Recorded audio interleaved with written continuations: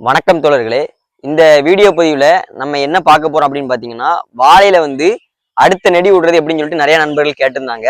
நெடினா சில இடங்கள்ல அடுத்த மருதாம்பு அப்படின்னு சொல்லுவாங்க. அதாவது ஒரு வாழை தாய் வாழை வெட்டி கொலை வெட்டினதுக்கு அப்புறம் பக்கத்துல ஒரு கண்ணை எப்படி செலக்ட் பண்ணி கொண்டு வர்றது, அதை எப்படி நம்ம வளர்த்து கொண்டு வருதுங்கிறத ஆரம்பத்துல இருந்து நம்ம முழுசா இந்த வீடியோல தொடர்ச்சியா பார்க்கலாம். வீடியோவை கடைசி வரைக்கும் ஸ்கிப் பண்ணா பார்த்தா மட்டும்தான் உங்களுக்கு அது எப்படி முறைப்படி பண்றோம் அப்படிங்கிறது தெளிவா தெரியும். அப்பதான் வாழை விவசாயத்துல நீங்க வெற்றிகரமா ஒரு லாபம் எடுக்க முடியும். மறக்காம இந்த வீடியோவை ஸ்கிப் பண்ணாம பாருங்க. அடுத்த நெடி விடுறதுல நம்ம எந்த வாழையில இப்ப நான் அடுத்த நெடி விடுறதை பத்தி நம்ம சொல்ல போறோம் அப்படின்னு பாத்தீங்கன்னா, நம்ம தூத்துக்குடி மாவட்டத்தை பொறுத்த மட்டும் இதை கசலின்னு தான் சொல்றோம் இந்த ரகத்தை. மற்ற வெளியில போகும்போது பூவன்னு சொல்றீங்க. அந்த ரகத்துல நம்ம மருதாம்பு, அதான் அடுத்த நெடி கண்ணை தெரிச்சு விடுறது எப்படி விடுறோம் அப்படிங்கிறத இந்த வீடியோல தொடர்ச்சியா பார்க்கலாம். இப்ப நம்ம நிக்கிற தோட்டம் நம்மளோட கசலி தோட்டம், பூவன் தோட்டம். இந்த தோட்டத்துல தார்கள் எல்லாமே வெட்டி முடிச்சாச்சு. பாத்தீங்கன்னா உங்களுக்கே தெரியும், தோட்டம் எல்லாமே அருவாயி தாய் வாழை ஃபுல்லாமே சருகு மாதிரி தான் நின்றுகிட்டு இருக்கு. அப்படி ஒண்ணு ஒண்ணா நம்ம பார்க்கலாம் வாங்க. இப்ப இதுல பாத்தீங்க அப்படின்னா பக்கத்துல ஒரு கண்ணு விட்டுருக்கோம். இந்த கண்ணு தான் நம்ம அடுத்த நெடி விடுறதுக்காக நம்ம விட்டுருக்கோம். தாய் வாழை பாத்தீங்கன்னா தெரியும், தார் வெட்டி முடிச்சாச்சு. ஒரு மடல் பச்சை மடல் நிற்கு, ஒரு அரை இதுல தாய் வாழை நிற்கு. இன்னும் வாழை சுத்தமா காஞ்சி போகல. இப்ப இதை சுத்தியுமே எல்லா பக்கமும் கண்ணு இருந்திருக்கும். ஆனா நம்ம நல்ல கண்களை மட்டுமே தேர்ந்தெடுத்து விட்டுட்டு மற்ற கண்கள் எல்லாத்தையுமே, இந்த கான்களை பார்த்தாலே உங்களுக்கே தெரியும், இந்த கான்கள்ல குத்தி நம்ம போட்டிருக்கோம். எல்லா வாழையிலையும் பாருங்க, ஒவ்வொரு வாழையா பார்த்தாலே உங்களுக்கு தெரியும், எல்லா வாழையிலையுமே கரெக்டா ஒவ்வொரு கண்கள் நிற்கும். அந்த கண்கள் கரெக்டா நம்ம எப்படி விடணும் அப்படின்னா, இப்ப நாங்க கண்கள் இந்த கண்ணை பாத்தீங்கன்னா கரெக்டா ஒரு 3 அறுப்பு அறுத்து விட்டுருப்போம். 3 அறுப்பு அறுத்து விட்டுருப்போம். இந்த கண்ணு எப்படி கணக்கு பண்ணீங்கன்னா, இந்த அறுப்பு பாத்தீங்களா, இந்த இடம் ஒரு அறுப்பு, இது 2வது அறுப்பு, இப்ப நம்ம அறுத்து விட்டுருக்க 3வது அறுப்பு. எதுக்கு நம்ம இந்த மாதிரி அறுத்து விடுறோம் அப்படின்னு பாத்தீங்கன்னா, நம்ம அப்படியே விட்டோம்னா வாழை ஓங்கி வளர்ந்துரும். ஓங்கி வளர்ந்துட்டு அப்படின்னா அந்த அளவுக்கு வாழை பருமன் ஆகாது, தார் பெரிய லெவலில் வராது. இப்ப நம்ம இப்படி அறுத்து விடும்போது கொஞ்சம் டிலே ஆகும். அதாவது நாள் கணக்கு பண்ணணும்.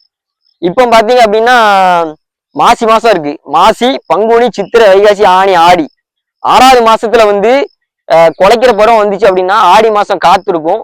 அந்த காத்துல அந்த வாழை பெரிய வாழையா இருக்கும். அப்போ பொதி விடுற பக்கத்துல இருக்கும். அப்போ இப்படி ஆடும் பாருங்க, காத்துல அதிக காத்துல ஆடும்போது என்ன ஆகும் அப்படின்னா, அந்த பொதி உளிங்கிரும் அப்படின்னு சொல்லுவாங்க. பொதி வராது, கட்டால அப்படி பொதி வராம நின்று போகும். இது பூவுல அதிகமா இருக்கும். அதனால கொஞ்சம் இப்ப நம்ம அறுத்து விட்டோம்னா கரெக்டா ஒரு 20 நாள் டிலே ஆகும். அப்ப ஆடியை கடந்ததுக்கு அப்புறம் அந்த மாதிரி பொதி விடுற பருவம் வந்துச்சுன்னு வச்சுக்கோங்களேன், எந்த ஒரு பாதிப்பு இருக்காது.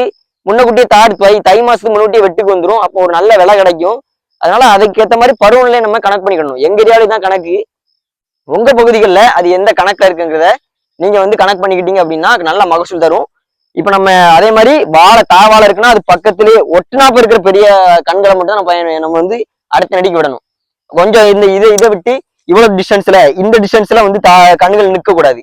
இது ஒட்ட விடும்போதுதான் நமக்கு அந்த வேறு பிடிப்பு அப்படியே இருக்கும். அதே மாதிரி இந்த தாவாழையோட சத்து, இந்த தாய்வாழை அழுக அழுக அப்படியே அந்த சத்துக்களை ஃபுல்லா இந்த தாய் நம்ம கண்களுக்கு கொடுத்துட்டே இருக்கும்.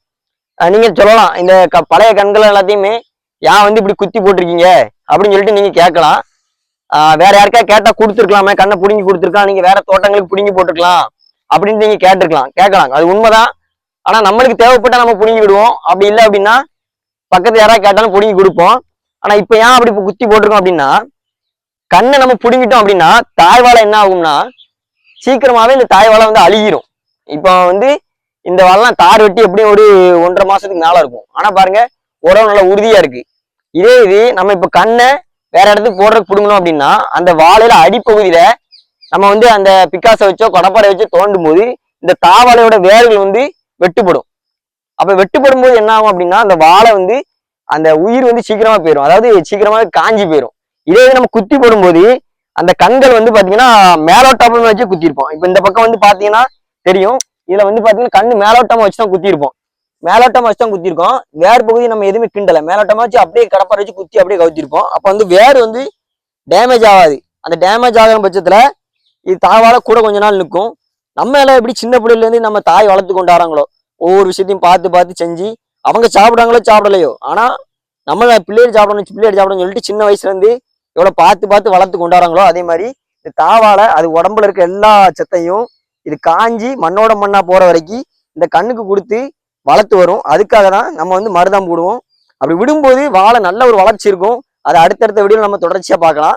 இதே மாதிரி விவசாய தகவல்களுக்கு, வாழை சம்பந்தமான தகவல்களுக்கு நம்ம சேனலை ஃபாலோ பண்ணி சப்ஸ்கிரைப் பண்ணி வச்சுக்கோங்க. விவசாய தகவல் தொடர்ச்சியா உங்களுக்கு வந்துகிட்டே இருக்கும். மறக்காம நண்பர்களுக்கு ஷேர் பண்ணுங்க. நம்ம ஏதாவது சந்தேகம் வாழையை பற்றியோ விவசாயம் பத்தி சந்தேகம் இருந்துச்சுன்னா கமெண்ட் பாக்ஸ்ல கமெண்ட் பண்ணுங்க. அதுக்கான பதில் உடனே அடுத்த சர்ச்ல உங்களுக்கு தொடர்ச்சியா வந்துகிட்டு இருக்கும். எப்பவும் உங்களுடைய ஆதரவு எங்களுக்கு வேணும்.